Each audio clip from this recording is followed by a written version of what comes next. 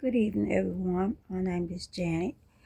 I would appreciate if you're not subscribed to my channel, you hit that subscription button, like and share, and if you comment on some of the stuff that I post. I want to come. I'm not going to talk about politics today, and not the usual things that I usually discuss in my video. I want to talk about. I made an old video about a year ago. It's old now. Y'all can go back and watch that after I post this if you haven't watched it. But I made an old video, and it's called The Wrong Man. And I was supposed to come back and then do a part 2 version of that video that I never got around to doing. I was in the process, when I made that video, I was in the process of still trying to get past that and healing over that process and the way everything went down with that particular person. So I wanted to come back today after about a year or so and then follow up on that video and just let y'all know the way my mindset was at that time, that so messed up that I actually allowed this man to come back for a second time and thinking that thing was going to be different. So getting to the point, during the pandemic 2020, I signed up for a dating site online, and I met this guy that I'm not gonna call his name. Let's just call him Tommy. That's not his actual name, but I met Tommy, and me and Tommy talked. When we first met, he seemed like a really nice guy. Really nice. And we talk. Uh, um, for started out with just small chatting. I say, you know, probably like maybe once a day, and once a day turned into twice a day, and twice a day turned to like hours of talking, like just chatting online and on the phone, FaceTime and that. And after about a couple of months of that, he asked me, would it be okay if he came to see me? Now he lived in Texas, so and I'm like really a state out from him. I'm in Alabama, so I was surprised that because youth people I met online, they wouldn't really jump the gun that soon, want to come, and meet like that. So I was surprised that he wanted to meet that soon, and I thought about it for a while, and I said, okay. But making a long story short, because you have to go back and listen to the first video and see that I have bypassed this. Long story short is it did not work out. When he came the first time, it did not work out.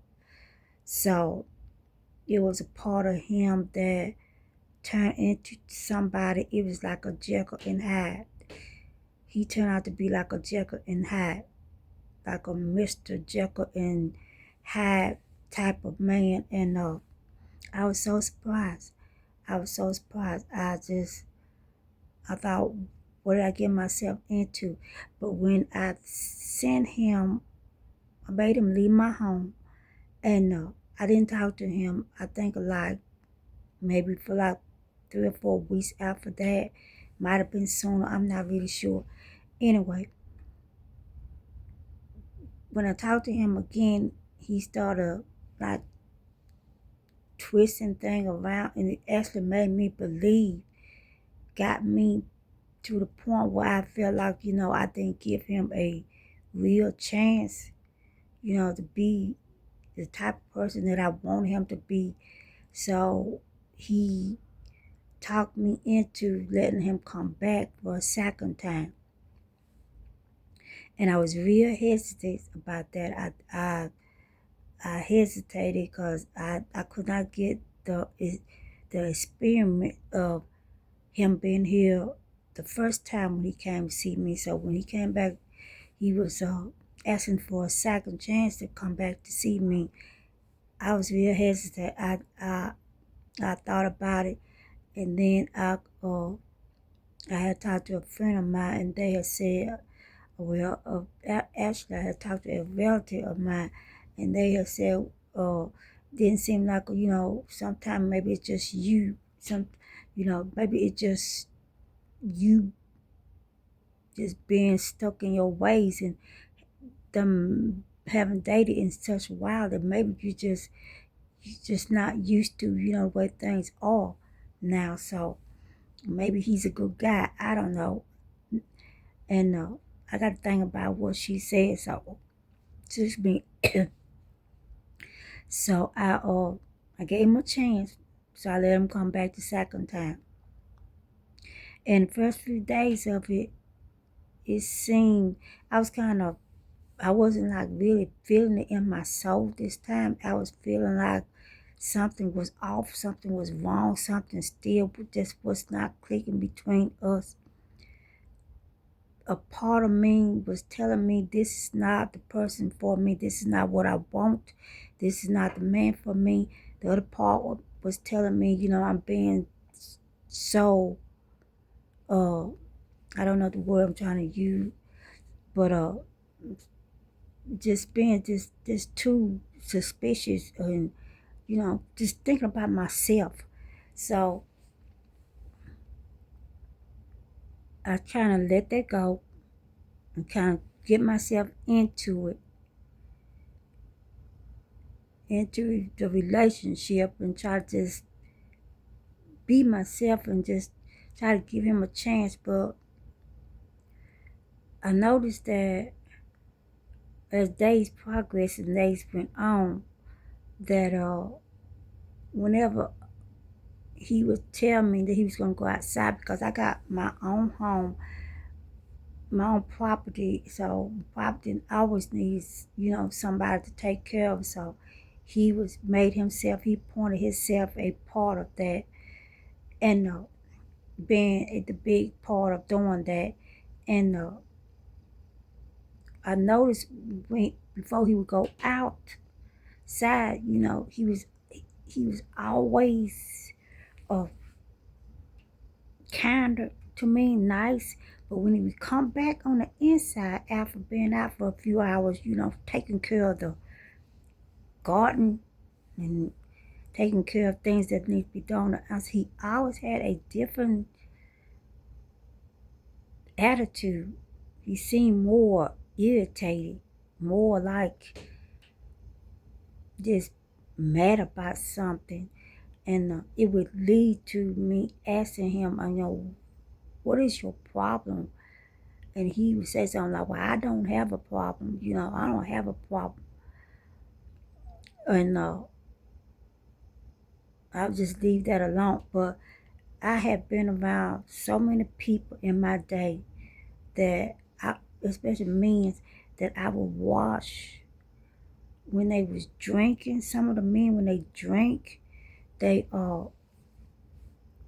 would act a little like would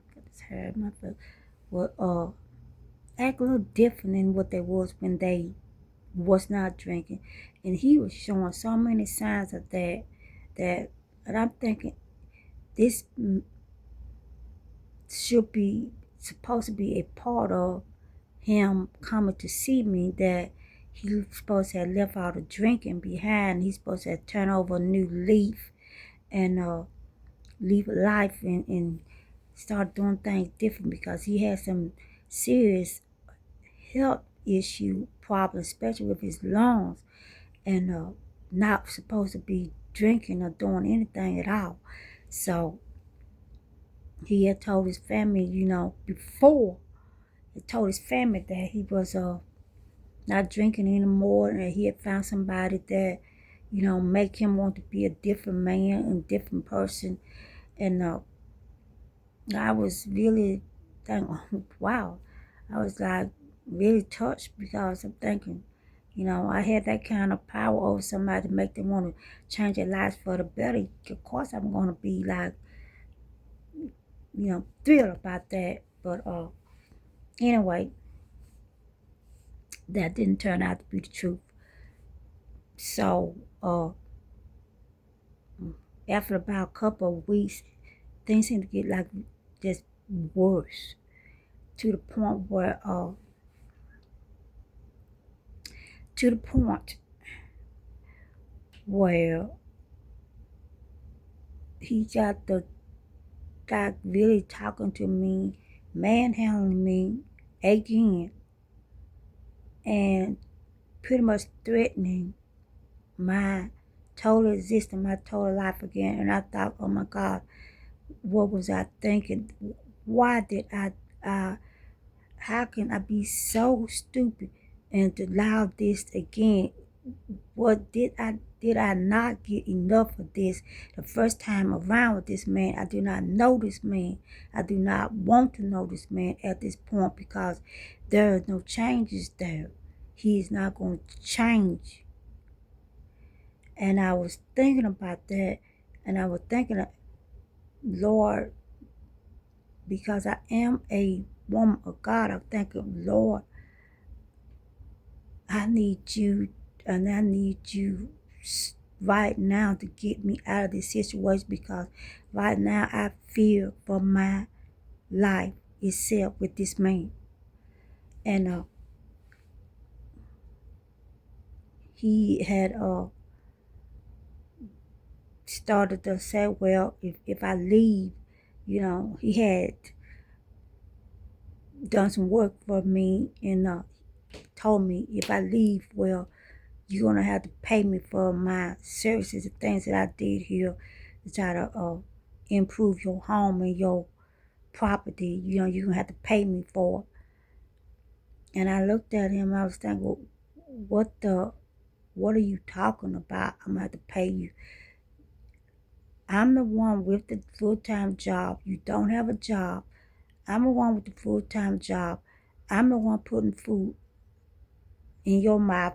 I'm the one whenever you say that you need a little money for just to smoke, and then you go on behind my back and you buying alcohol with it that I knew that you didn't know that I knew anything about, but I knew. And you took my car he took my car that I had, and I told him the night before, because I was trying to drive my car and to the convenience store, which was like maybe 2 miles up the road from my home. So I tried to take my car, and I noticed that it didn't sound good. It was like have like tick in it, like it was ticking. So I said, "There's something wrong." So I turned the car around, and I brought my car back home. And when I brought my car back home, and then he asked me, "I thought you was going to the store," and I said, "No." I said, "There's something wrong with the car." I said, "I think it might need an oil change, or there might be oil leaking or something." I said, "I don't want to move it until I find out because it would mess the transmission or the motor up."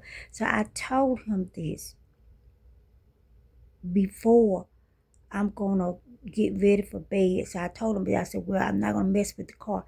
So we're not on good speaking terms at that point. So I told him, I said, "Well, I'm going to go to bed and stuff." I said, so we're not even sleeping together anyway. So I said, uh, we I said, "I'm going to bed." I said, "Are you going to lay down here?" She said, "No, I'm going to stay and watch TV for a while." So I didn't think nothing else about it. I just went on to bed and stuff and tried to get some sleep. So I get up the next morning around maybe between 7:30 and 8 o'clock, and I come downstairs from my home, and I'm looking all around, and he's nowhere to be found.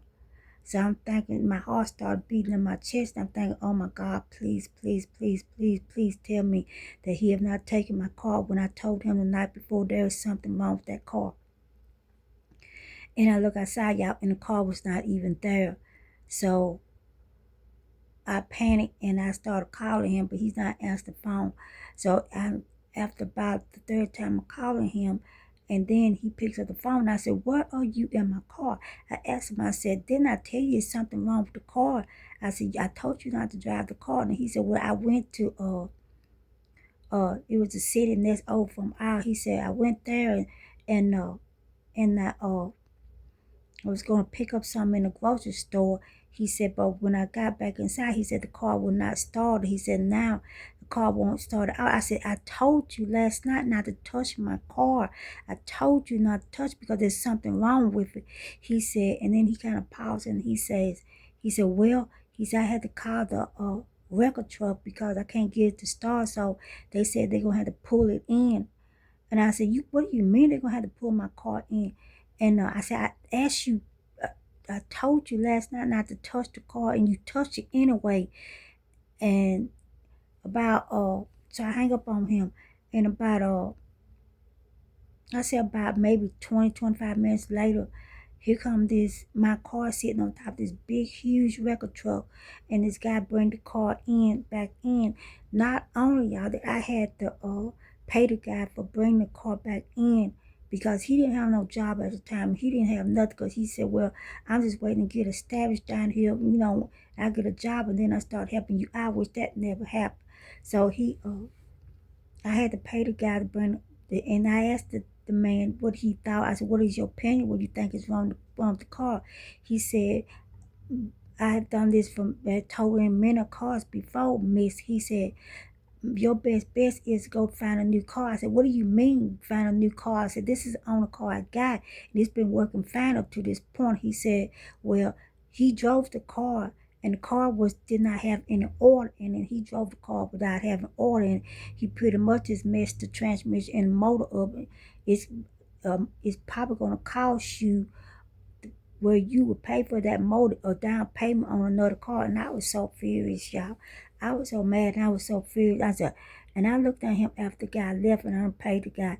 And I told him, I said, you got like maybe 10 minutes, 10 or 15 minutes to get your crap and get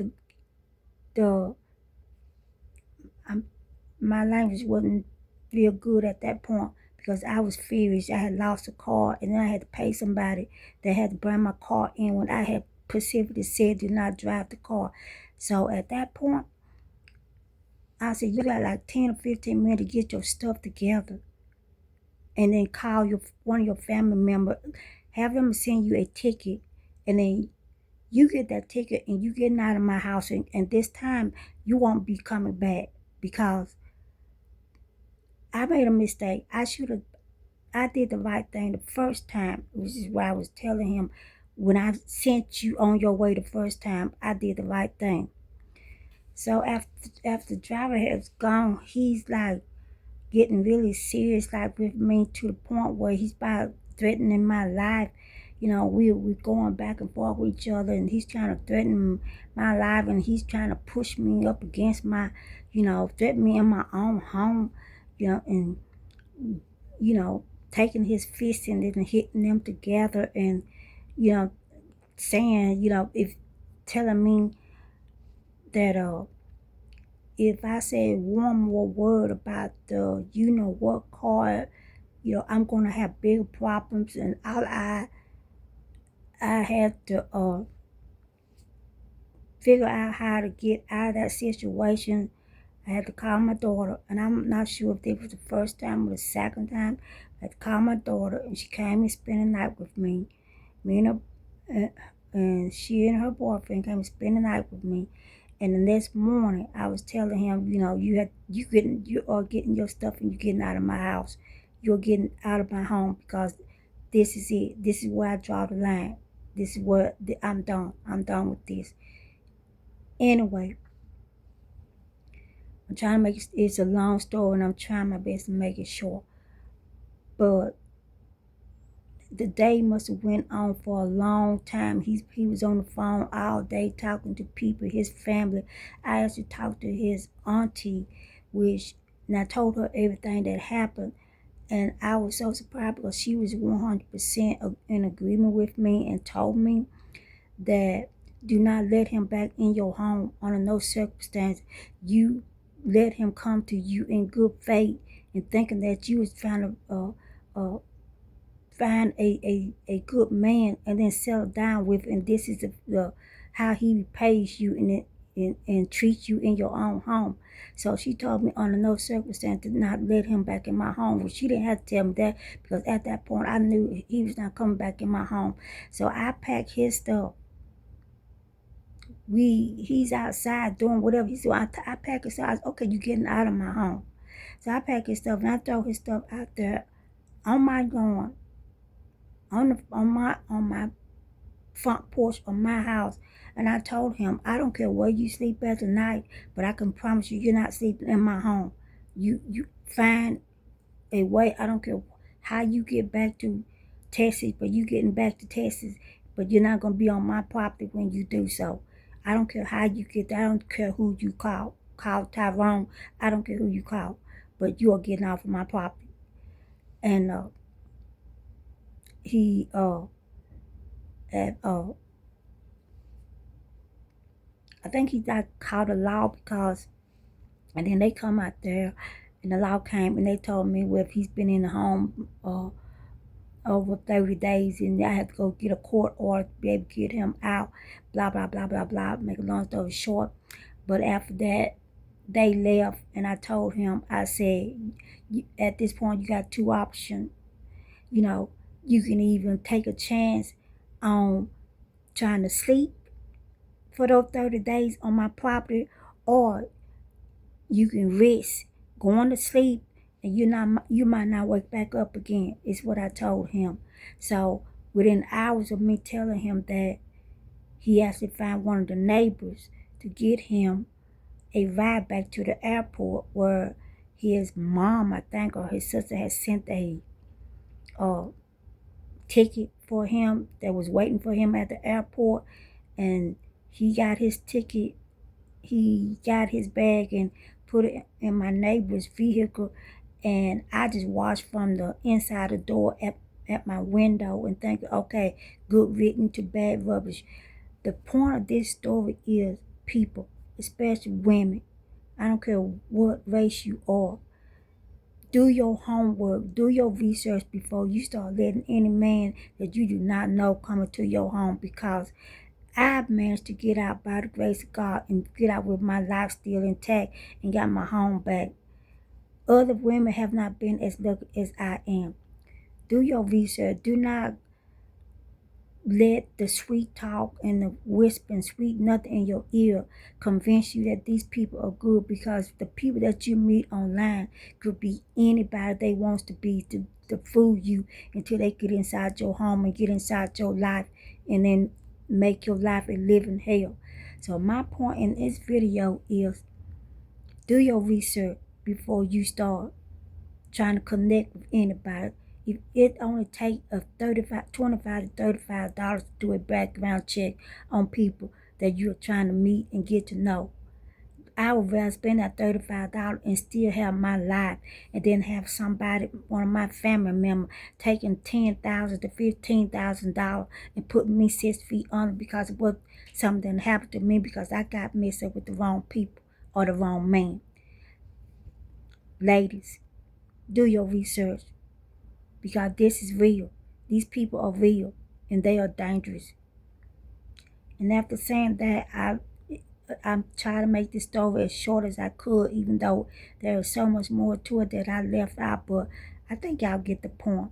Do your research before you get involved with anybody, especially the people online. And I appreciate y'all listening to my story. Y'all have a good day.